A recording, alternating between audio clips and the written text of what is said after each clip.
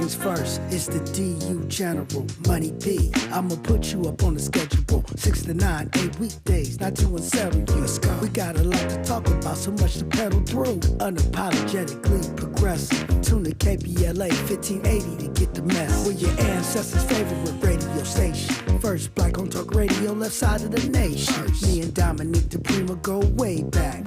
Tag Smiley making sure the station stays black. Discussing all the issues in our community. We're hosted black and brown and others find unity. So let's talk about it. Maybe we can improve it. Digital underground, always down with the movement. So we tune in. The first things first with the queen of Black Talk Radio, Dominique DiPrima. Go sis. First things first.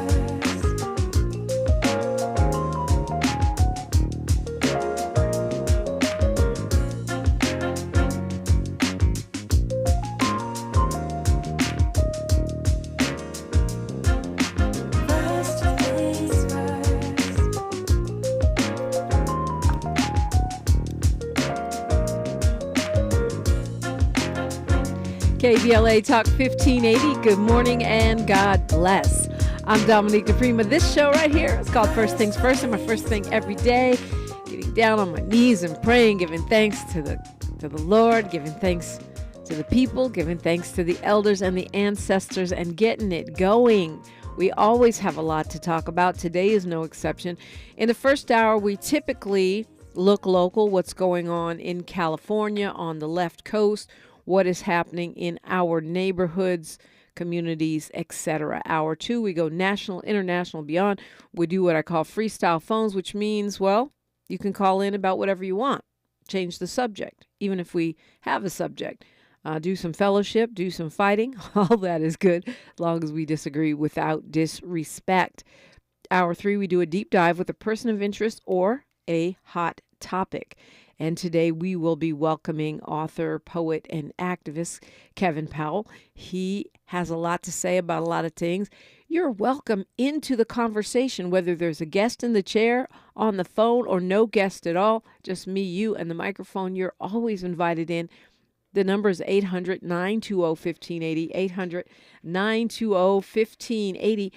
And we always welcome you. Your opinions, the reciprocity, the engagement. It's not just blah, blah, blah. I wrote on social media blah, blah, blah because I was feeling like that. But really, it's about engagement, okay? So, and speaking of social media, please follow, like, subscribe, and all those things to KBLA 1580 on Twitter, Instagram, Facebook, etc., including YouTube, where I'm back. Yes, I'm back on the YouTubes.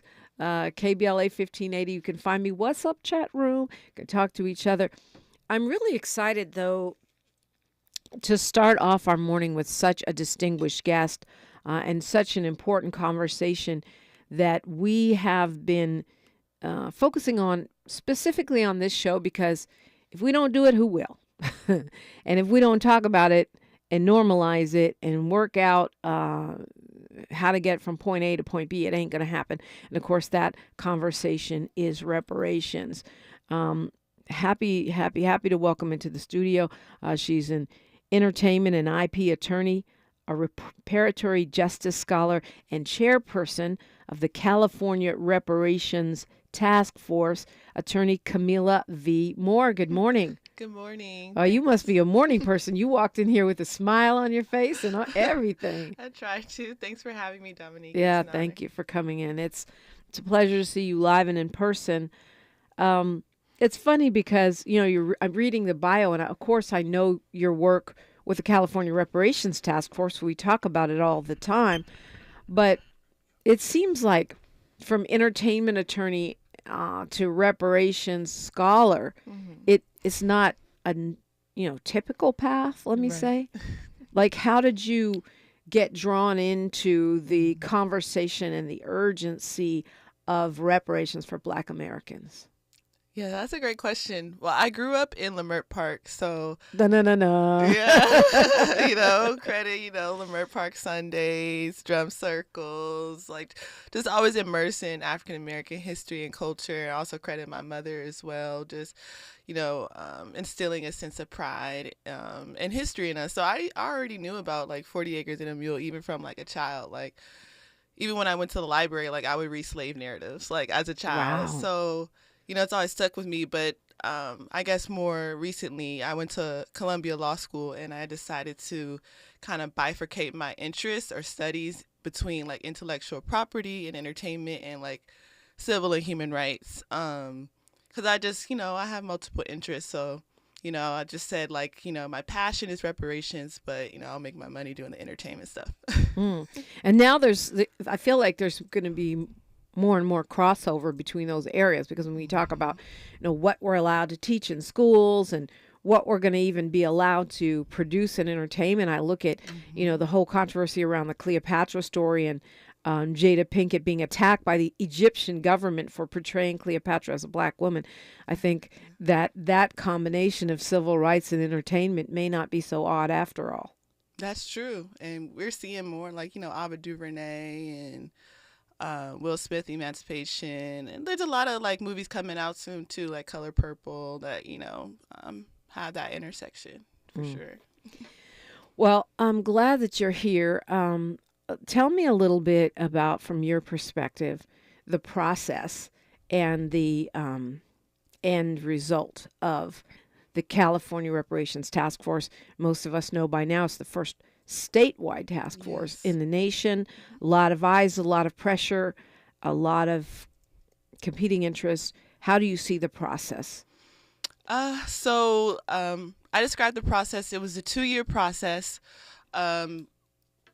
bifurcated by the first year was what I call the study phase, and the second year was the development phase. So the study phase comprised of us, the 9-member task force, really inviting kind of external people. Like we invited over, 100 witnesses to provide personal and expert testimony on the different harms and atrocities of the African American community in the state of California, but also nationwide, because we understood our moment in history being the first, state to do this type of work. So we also invited witnesses to speak on, again, not only California history, but United States history as well. And so all of that information, from personal to expert testimony, public comment, during that first year kind of informed the next and final year, which was the development phase. And during the development phase, the task force didn't really invite any external witnesses. We were really having hard conversations amongst ourselves in front of the public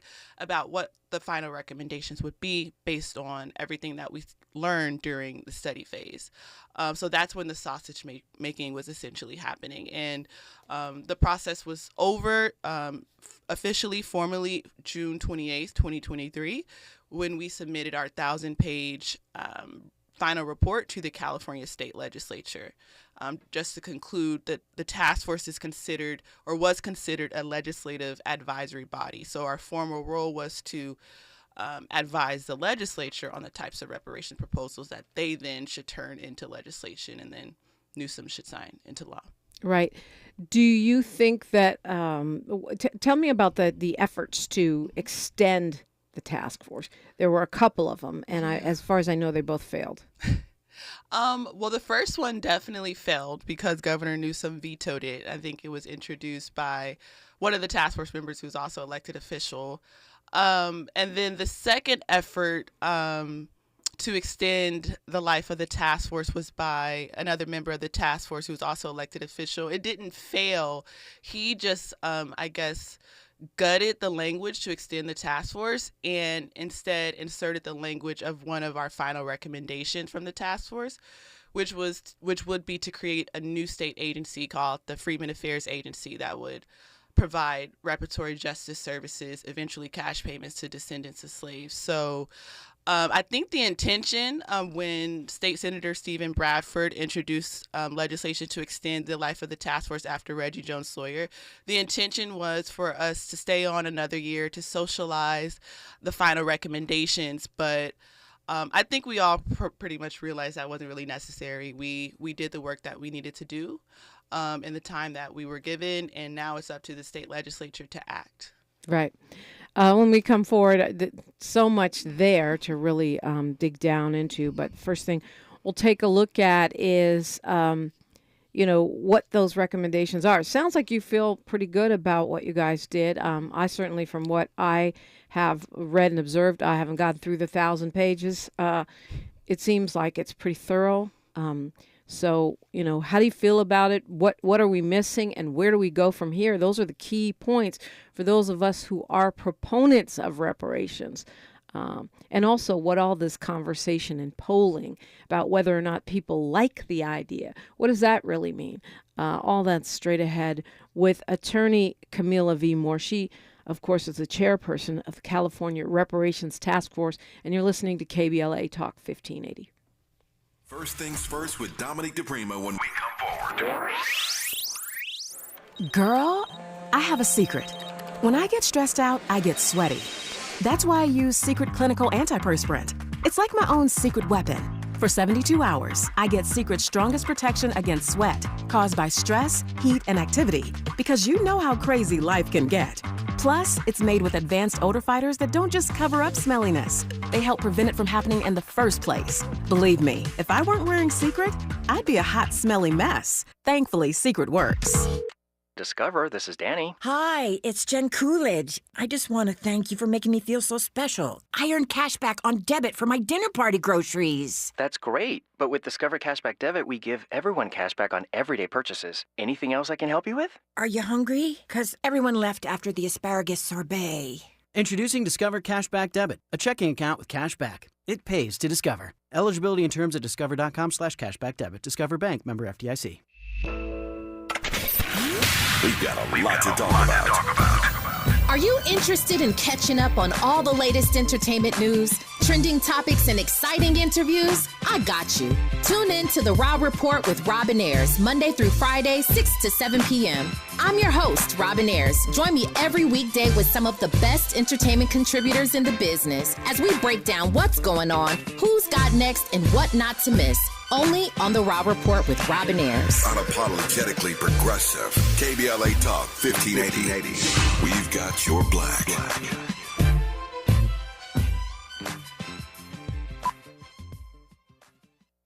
What's up? I'm Danelle Riley, FAMU alumni and creator of the HBCU Culture Shop. I am so proud of my new partnership with Black Beyond Measure and Target.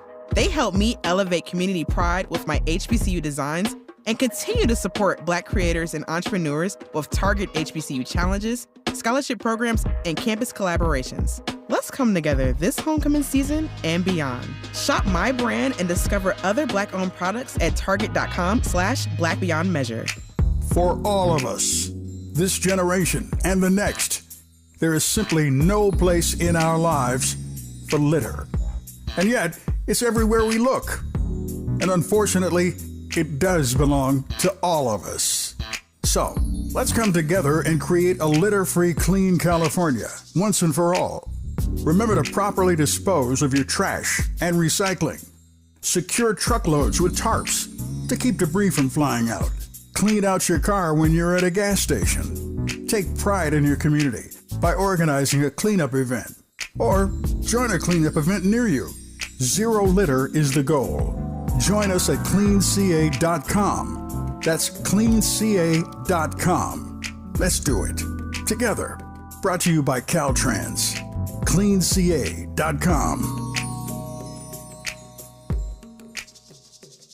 1 in 4 Americans today are living with a disability. I'm one of them. People with disabilities are extremely talented, resilient problem solvers that have so much to offer. And we've got a trusted ally on our side, an organization we can rely on, Easter Seals. Easter Seals is leading the way to full equity, inclusion, and access to healthcare, employment, and education for people with disabilities, families, and communities.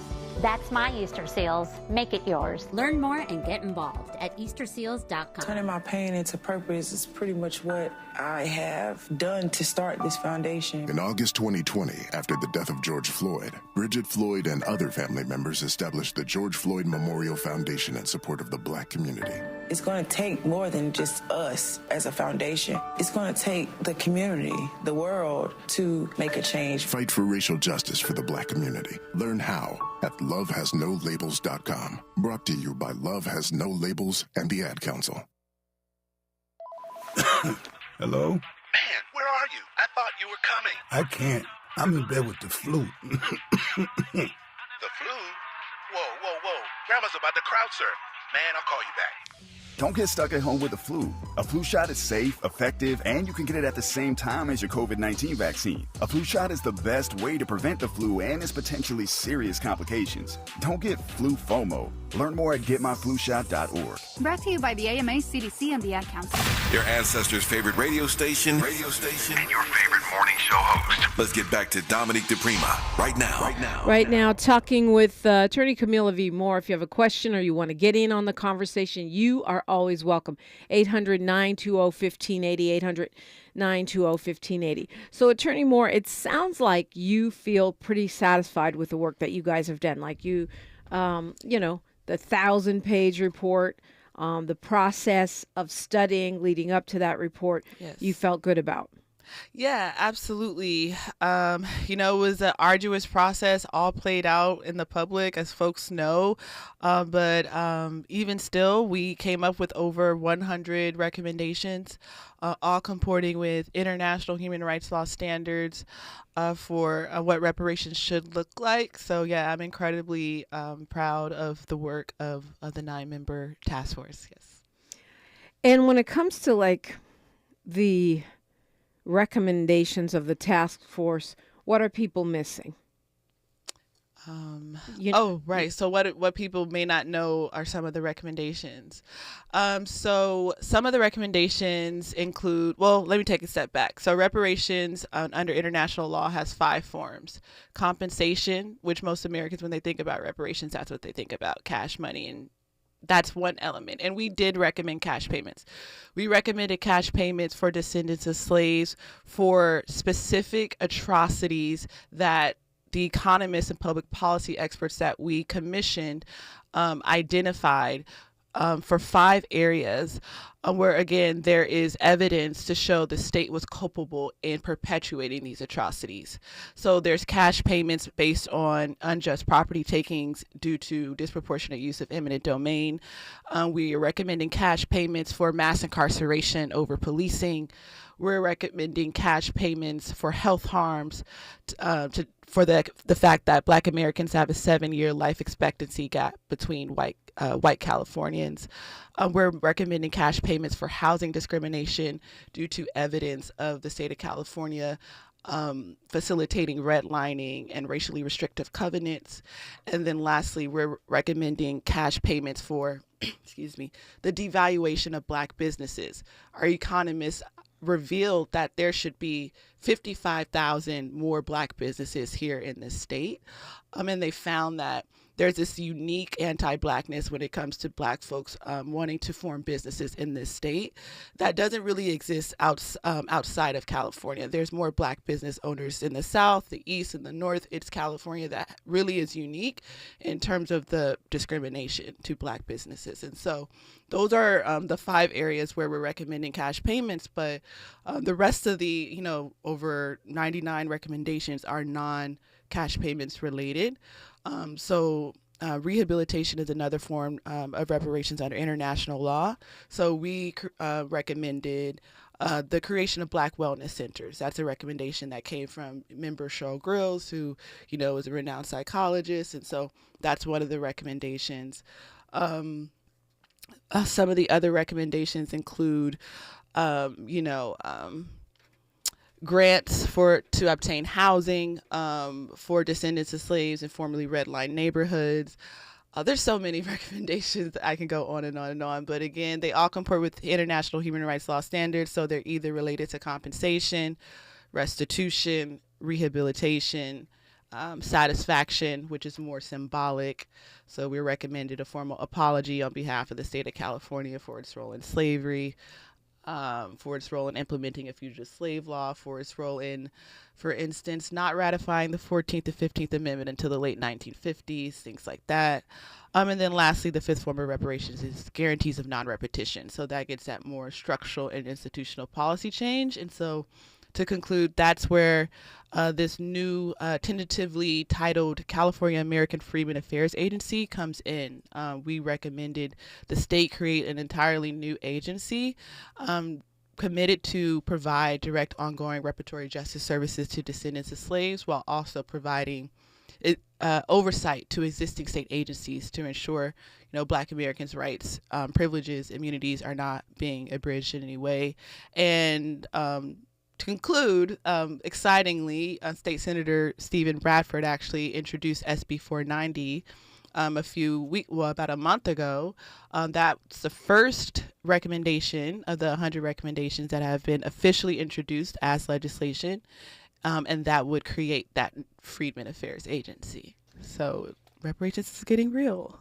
Yeah, I mean, I am very grateful for the progress that we've made. I always say this. Dick Gregory and I started talking about this together in the 90s, and he always said, I think he said to me in the 2000s, maybe mid-2000s, that it would be another 50 years. So it looks like we're pushing the envelope on Mr. Gregory's prediction, which is good. But when the task force delivered the recommendations and people started asking about apparently the most controversial aspect, which is compensation, which is interesting to me. I mean, to me, that's racist right on its face. Yeah. It seemed like the governor was backing off of a commitment to reparation. Was that your perception? It might have been my immediate perception, but I think once I studied it a little bit more, for instance, I think his statement was, cash reparations is more than just cash payments, which, like, on its face is a true statement, especially from someone who studied international law, right? Reparations comes in multiple forms. Cash payments is one necessary element, but I think it was latched onto by Fox News, and they kind of distorted the framework, saying, this statement means Governor Newsom is, against cash payments. The one thing I'll just add is saying Governor Newsom's chief comms advisor came out with a statement right after that headline kind of went viral. And his advisor clarified that Governor Newsom is not backing away against cash payments.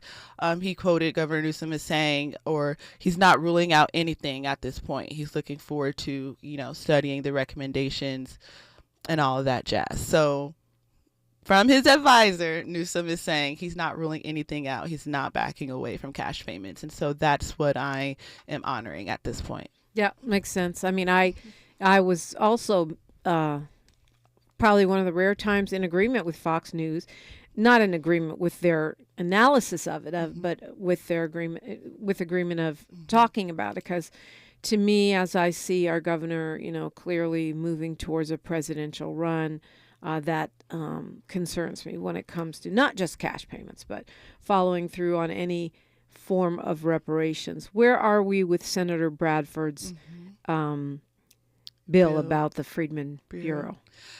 So I believe that the legislature, they'll be able to start debating that bill actually in the beginning of the year. So like January 2024, February 2024 is when we'll probably see more action on it.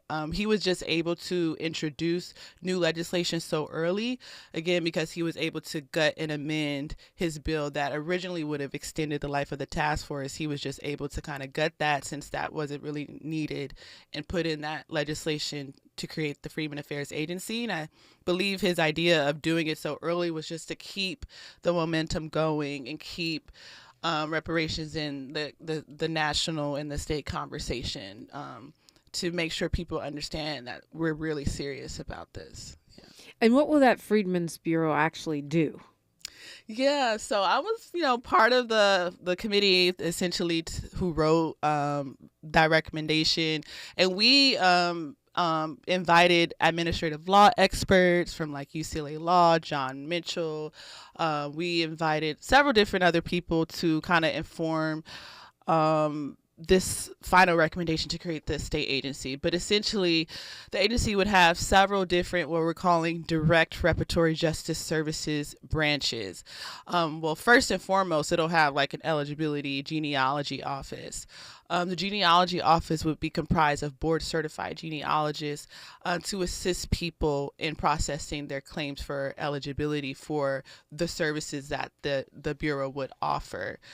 Because the idea is, tracing your lineage, that should not be a burden that should rest on the individual.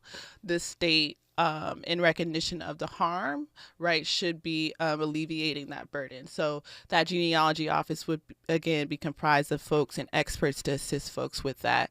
And then after that, people would have access to several different direct reparatory justice services through these branches, like a business affairs branch. You'll have particular grants and education to help you form a business in light of, all of that, the data that I expressed earlier. You would have an education branch. That education branch would facilitate the task force's recommendations around education, which include free college tuition for descendants of slaves to Cal States and UCs. You would have several other branches that all pertain to eradicating what essentially the task force identified as the lingering badges and incidents of slavery that exists in the state, from, like I said, education, health, business, cultural, arts, sports. It just would be essentially a full service agency for folks to get the services that they've been denied for so long in this state. But then also the other key aspect is it would provide oversight to existing state agencies to make sure that, again, Black Americans' rights, privileges, immunities are not being abridged. Essentially that, working to eradicate the discrimination at all levels in the state. Again, because reparations under international law, the fifth form is guarantees of non-repetition. It's one of the hardest forms of reparations to actually, achieve, but it's all about how do you guarantee the state to stop harming the victim group. And I'll just close by saying, this Freedmen Affairs Agency pays homage to the Freedmen's Bureau that once existed on the national level, but it only existed for 7 short years due to the broken promise of Reconstruction. And if you read W.E. Du Bois' book, Black Reconstruction, he notes that he observes that the Freedmen's Bureau should have been a permanent institution, but it only lasted 7 years. And we see the result of that today. Talking with attorney Camilla V. Moore, she was the chairperson of the California Reparations Task Force, an entertainment and civil rights attorney. Continuing the conversation when we come forward after news, traffic, and sports on KBLA Talk 1580. She's reclaiming her time on KBLA Talk 1580. More First Things First with Dominique DiPrima when we come forward. I'm Mike Moore. Here's the latest from the Black Information Network. One House Republican admits the current status of not having a speaker is not good, but he isn't calling it a crisis. Speaking on CNN State of the Union, Texas Congressman Dan Crenshaw said the problem within the Republican conference is that the majority doesn't rule. Crenshaw noted that Kevin McCarthy was ousted as Speaker of the House even though only a handful of Republicans voted for his removal. Leaders with the Lancaster chapter of the NAACP are observing 100 years of creating an environment for a better Lancaster. Lancaster branch president Blanding Watson says their work is as relevant today as it was 100 years ago. He recently told Lancaster Online if there were no discrimination in Lancaster today, NAACP Lancaster would have no reason to exist. And that's the latest. I'm Mike Moore from your 24/7 news source, the Black Information Network and BINnews.com. Wendy's new breakfast 2 for $3 Biggie Bundles let you choose from your fave 4, including a sausage or egg and cheese biscuit, small seasoned potatoes, or medium hot coffee. Limited time only during breakfast hours. U.S. price and participation may vary. Not valid in a combo. Single item at regular price. This is the KBLA Sports Minute with Ray Richardson.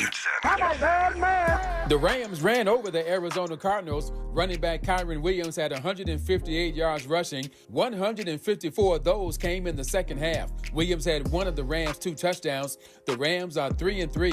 The 2-2 Chargers are in action tonight at SoFi against the Dallas Cowboys. 5:15 kickoff on ESPN. No more undefeated teams in the NFL. The last 2 went down yesterday. Philadelphia lost to the New York Jets. The Eagles were shut out in the second half. The 49ers missed a field goal in the final seconds at Cleveland. They lose by 2. LeBron James and Austin Reeves did not play last night in the Lakers' preseason loss to Milwaukee at Crypto.com.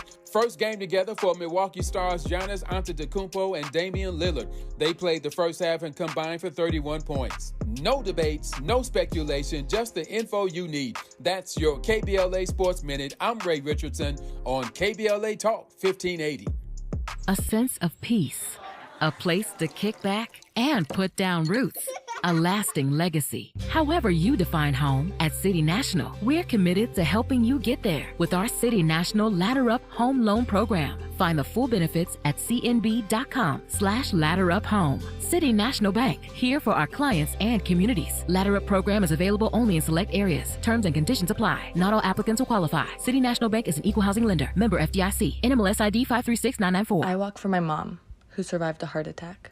I walk to inspire my kids. I walk to save lives. So can you. Join the American Heart Association's Greater Los Angeles Heart and Stroke Walk, October 22nd. Register at heartwalkla.org. Do you have both Medi-Cal and Medicare?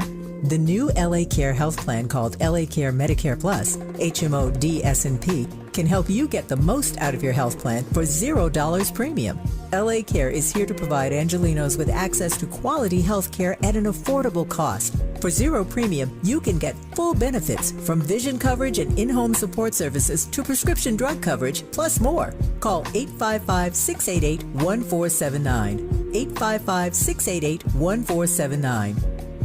The Green Foundation, key health influencer, empowering our Black communities through action. The Green Foundation advocates for affordable health care, accessibility, and knows the importance of culturally relatable health care. Regardless of income, we believe it is a right for optimum health. The Green Foundation has been at the forefront for 25 years, dedicated solely to promoting prevention through early detection, annual screenings, and nutrition. We know you because we are you. Our hand-holding approach supports you and your family to receive your right to be treated fairly and receiving quality healthcare services. We want you and your family to know COVID-19 was devastating to our families and to our wallet. We can build back better by understanding prevention, wearing your mask, washing your hands, social distancing, and understanding the impact of long COVID. Get the care you deserve. Take advantage of your privileges. Contact us, info@thegreenfoundation.net. info@thegreenfoundation.net.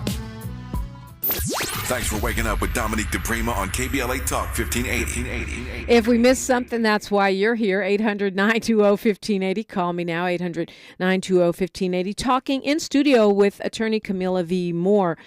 She's a preparatory justice scholar and attorney with a specialization in entertainment and intellectual property. And even as a law student, she contributed to human rights reports related to domestic and international human rights issues, including racial inequity. There are plenty of folks that feel that we shouldn't be even addressing reparations on a state or city level or local level. It should be tied to Special Order 15. It should be tied to, what you were bringing up, the failed Reconstruction, the demolishing of the Freedmen's Bureau, and that it has to be prioritized on a federal level. What do you say to that? So I understand that rationale, and I tend to agree with it. And the task force, actually, one of our recommendations was to transmit the final report to the Biden administration and to Congress, and to have, to essentially urge reparations on a federal level, because the task force did agree that reparations primarily for the institution of slavery is first and foremost a federal responsibility. However, where the task force kind of diverged from that rationale was in terms of our recommendations for cash payments. And the other recommendations, we understand that, yes, while reparations is first and foremost a federal responsibility, states and localities and municipalities also have the opportunity to rectify for past harms and atrocities against marginalized groups, in this instance against descendants of slaves. And so to the extent where there's evidence to show that a state or local city or municipality harmed descendants of slaves, there should be reparations for that. It doesn't matter which level of government it is. And so when you talk about the 5 different internationally recognized areas of reparations, and the specific indications that the task force put forward, which are tied to certain harms, is that a way of dealing with this idea that You're not on the federal level, so there isn't necessarily the legal authority of a special field order 15 or other promises that were made on a federal level. Is that a way of connecting it to a state, or explain that approach to me? Well, I think the reason why, in AB 3121, which is a statute that created the task force, the reason why, there's that language in there that says the recommendation should comport with international human rights law standards, it's really because, in essence, international law in terms of human rights is supposed to supersede national law. Even though America doesn't honor that, the idea was to kind of push California to really start adhering to international law. For example, the United States is a signatory to the Committee on the Elimination of Racial Discrimination.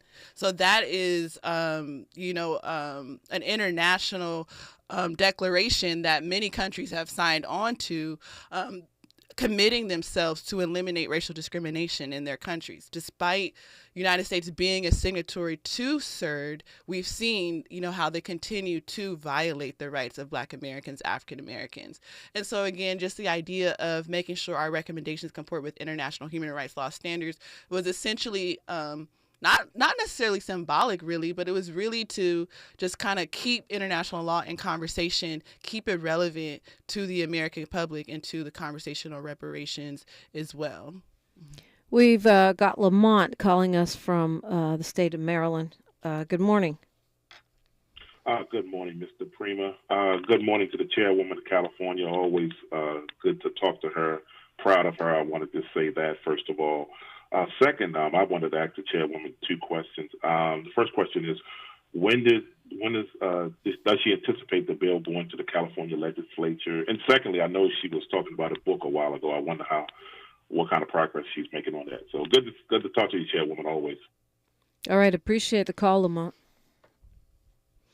He wants to know, you have a book coming out? Was there conversation about a book? No, not yet. Oh, just say we're working on it. Okay, and then as far as legislation going before the state legislature, I'm not sure if he's talking about the Freedmen's Bureau, which you said they would start debating in January, or if he's talking about some of the other legislative recommendations, of which there are many. Yeah. So I can speak to that.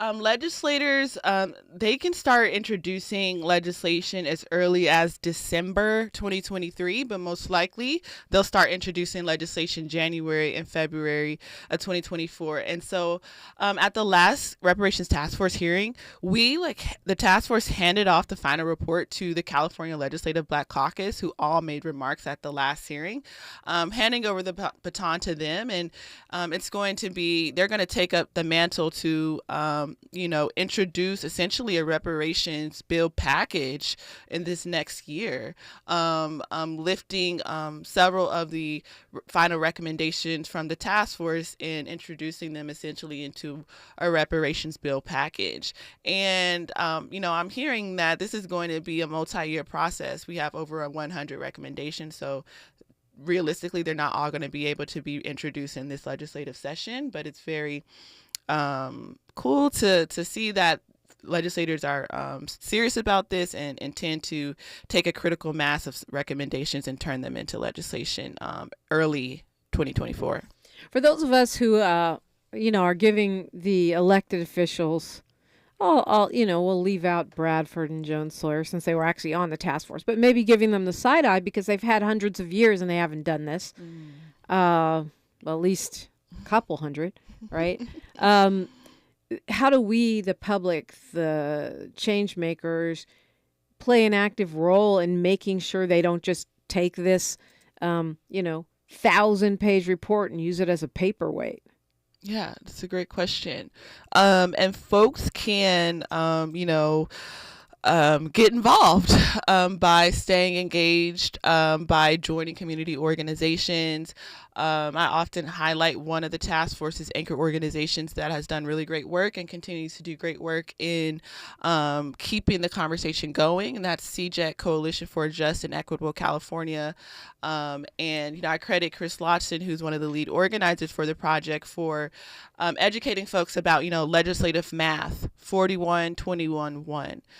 For any type of legislation to get passed, you need at least 41 assembly members to say yes to any given legislation. You need 21 state senators, and then of course you need one governor to sign the legislation into law or just leave it on his desk until the deadline, and then it automatically becomes law via what's called a pocket veto.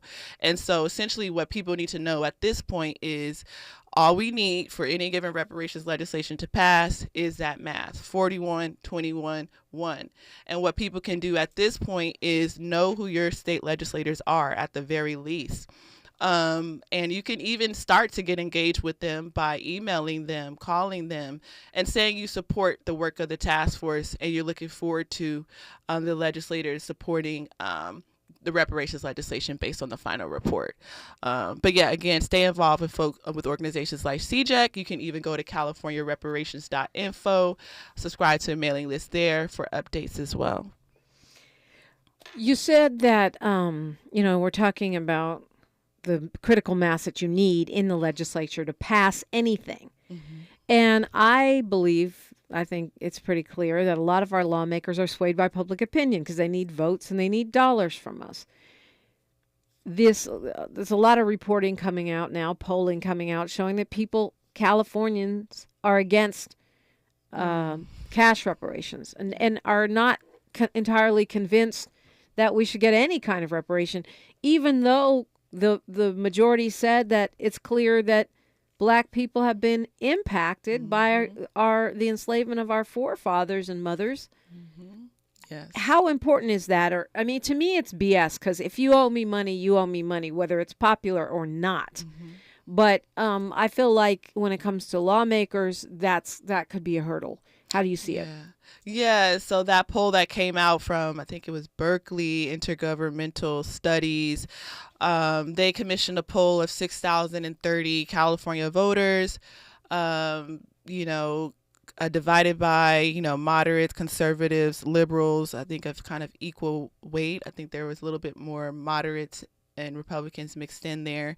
But essentially, to your point, some of the key findings from what I learned was majority of the people polled, and they extrapolated that to say the majority of Californians. So, okay, let's go with it. The majority of Californians all agreed that the state is doing too little for Black people. Of all the counties of California polled, I think it was only Orange County or Riverside County that said the state is doing too much for Black people. But the majority of California voters via that poll agree that the state is doing too little for Black people when asked if they were doing too little, just enough, or too much. And then also one of the questions that they asked the people who took the poll was, to your point, do you think that Black Americans are still impacted by the legacy of slavery today? And the majority of people polled said yes, Black Americans are still impacted by the legacy of slavery today. But to your point, when they were asked, do you think that Black people should have cash payments? Majority said no, 59%. And that number seemed very high because of the Republicans that were polled. Like the 97% said they were against it, but there was a few that said they were for it, so that's good. But yeah, that's neither here nor there. But I think the silver lining is, look, majority of Californians agree the state is not doing enough, is doing actually too little for Black people. Majority of Californians agree the legacy of slavery still impacts Black folks today. It's just that, they don't agree with cash payments at this time. And the two top reasons why they don't agree with cash payments at this time, again, silver lining to me, is not because they just hate Black people. They could have said that. But the two reasons was taxpayer burden, and it's not fair to just give cash payments to Black people when other communities of color have been harmed. And I think those are two somewhat valid arguments and concerns that I think that activists, organizations like CJEC, and multicultural organizations can collaborate together to address those arguments in a very thoughtful way to state legislators in this next year. So I think we're in at a good space right now. Yeah, I know I've had this conversation with a lot of people. I don't find the argument that it's not fair to help Black people when others have been harmed. I don't find that credible at all. I agree. Because they were not enslaved. Like 12 generations of my ancestors worked without pay. I know you've had a hard time too. This is America, baby. It is a racial hierarchy. I agree. But it's also true that, we are always consistently at the bottom of that racial hierarchy based on our enslavement. We're the only group for whom it's been illegal to be educated. So I don't find that convincing at all. Of course, It's not important what I find convincing. It's important what the public finds convincing. But we could say if 59% of Californians don't think Black Americans should get reparations, that means 41% do. And I'm pretty sure that's a huge shift in attitude from 10 years ago. Absolutely. And just another part in the poll, actually, 43% of strong Democrats are in favor of cash payments, and 41% of just, regular Democrats, whatever that means, are in favor of cash payments. So actually, that's a really good sign. Slight majority of Democrats are in favor of reparations. So, we're, I think, at a good space. Yeah. As far as the tax burden goes, I understand that argument. I also, the one I hear a lot is, why should I pay for this when I never owned any slaves? Of course, we know you're benefiting from the wealth that was generated by us, which is part of the reason for that gap. My analogy is if you stole a house from me, you stole a house from my great-great-grandma, and then you say, well, I'm not going to give you back this house. I didn't steal it, but you're still living in that house. That doesn't get you off the hook. Well, I didn't steal it. My great-great-grandma stole it, so I don't have to give it back to you. What kind of argument is that? But I do feel like this taxpayer argument is one that, again, to me, it's stupid because we don't ask these questions about, the war in the Ukraine. We don't ask these questions about giveaways to the rich. But for working class individuals that are struggling to put food on the table and keep the lights on, I think, that has to be addressed. I agree. So, what do you tell those folks? In terms of the taxpayer burden? Yeah. I agree. And you would have to package. I say the argument should be it's not a burden. It'll be a positive for the economy, right? When we're talking about cash payments for descendants of slaves for those 5 particular harm areas, we're not talking about giving money away to Black Americans. We're actually, and I credit my fellow task force member, Jovan Scott Lewis, for framing the argument like this. He served on the Economics Advisory Committee with me, who helped formulate these recommendations for cash payments. Jovan Scott Lewis said, we're not recommending that the state give money to Black Americans. We're recommending the state return monies stolen, return monies dispossessed via unjust property takings via eminent domain. You took our properties away from us. You took Sugar Hill, our homes in Sugar Hill in LA away from us to build the 110 freeway, right? We're owed money for that. We're owed money for discrimination in healthcare that has led to a 7-year life expectancy gap between white Californians and Black Californians. We're owed money for the pervasive discrimination in the state that has resulted in 55,000 missing Black businesses. That's nearly a loss of 1 million jobs every year that could go to Black folks in this state. That's a loss of over $100 billion in revenue every year that could go to Black folks in this state. We're owed money for housing discrimination. The fact that the state of California redlined our communities from 1933 to 1971, relegating our folks to the projects and not allowing us to build wealth through one of the ways that you have to build wealth in this country primarily, and that's by home ownership. So we can go on and on and on. And once we get that money return and not given, we're going to invest because data already shows with the money that Black Americans do have, we already spend it on necessities. We don't spend it frivolously. And even if we did, well, never mind. That's a whole conversation. Yeah, But that's a conversation I have all the time. It's my money. I get to spend it how I want. We're talking with attorney Camilla V. Moore and you. It's KBLA Talk 1580. Say the quiet part out loud. KBLA Talk 1580. Happy birthday, Metro K-Line. Whether traveling for business or pleasure, it's time you made today a K-Line day. The K-Line can connect you with fun, food, friends, and family from Crenshaw to Inglewood in one safe, clean, comfortable ride. Take the K-Line today and experience the diversity that makes LA such a great place to live, work, and play. Make it a K-Line day.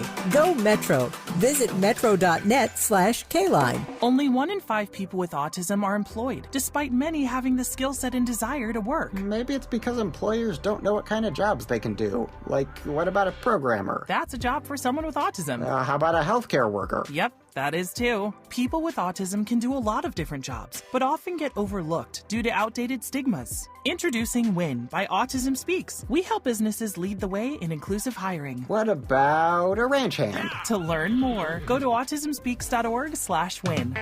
The Los Angeles Urban League helps African American and others in underserved communities achieve true social parity, economic self-reliance, and civil rights. For over 100 years, Los Angeles Urban League has ensured our communities have access to careers with living wages, opportunities to start and grow businesses, and clear pathways to personal and professional growth. Programs like BizCamp, Construction Career Academy, Bob Business Ready, and B-Warp. The Black Wealth Attainment and Retention Program are examples of the ongoing events designed to make our centennial mission to rebuild Black Wall Street right here in LA a reality. To sign up for our newsletter or to support the Los Angeles Urban League with your time, talent, and donations, visit laul.org. That's laul.org.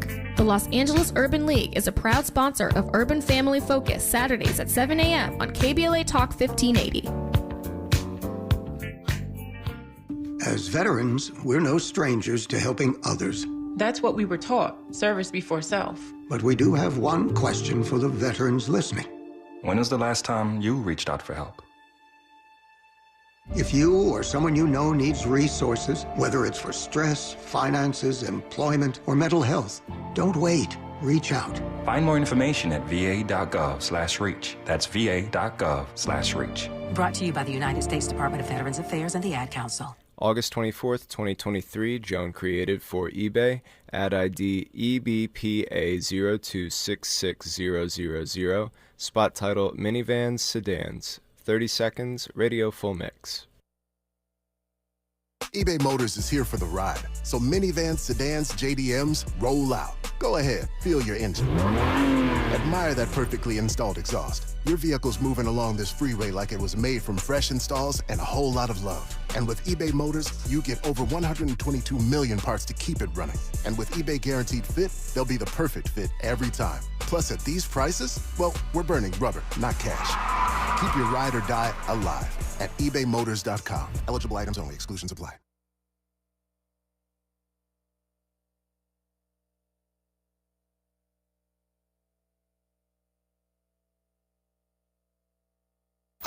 The conversation continues right now with Dominique DiPrima on First Things First. Happy Monday. I'm Dominique DiPrima here with attorney Camilla V. Moore, the chairperson of the California Reparations Task Force. You mentioned sending that 1,000-page list of recommendations, the report that you all did after 2 years of work to the Biden administration. Mm-hmm. What feedback, if any, has happened? And where are you on H.R. 40, this idea of passing a bill at the federal level for the study of reparations? Some folks feel we're beyond that. We need to skip study and go right to reparation. I myself have said on this show that I wish President Biden would sign an executive order for a study. Where are you at? So when the task force released our interim report, which was 500 pages, which memorialized the study phase, which was like all of the harms and atrocities we studied. The final report is 1,000 pages because the last 500 pages is all the recommendations. I say all that to say, when the task force released our interim report last summer, a reporter asked Biden's press secretary about whether the administration received the report, and they confirmed that they heard about the report, they received the report. That's the last time that we've heard from the Biden administration about the California Reparations Task Force, was when we released our interim report last summer. I haven't heard them say anything about it when we released our final report this past June, unfortunately. But to your point, I guess the task force position, we've said we've done the work of Congress by doing this 2-year study. We not only in this final report focused on California history in each of the chapters, which again identifies the 12 major areas of systemic discrimination, or what the task force called the 12 major badges and incidents of slavery that still persist in this country.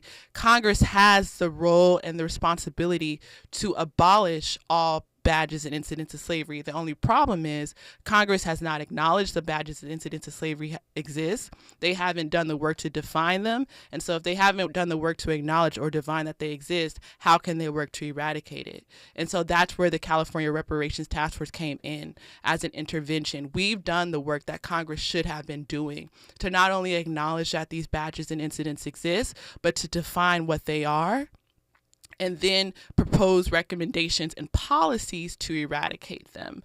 And so in terms of H.R. 40, to be honest, I think that the task force recommendations said, U.S. Congress, you all don't even really need a pomp and circumstance commission at this point. You can utilize this 1,000-page report and start actually introducing legislation on a national level based on all of the information in this report.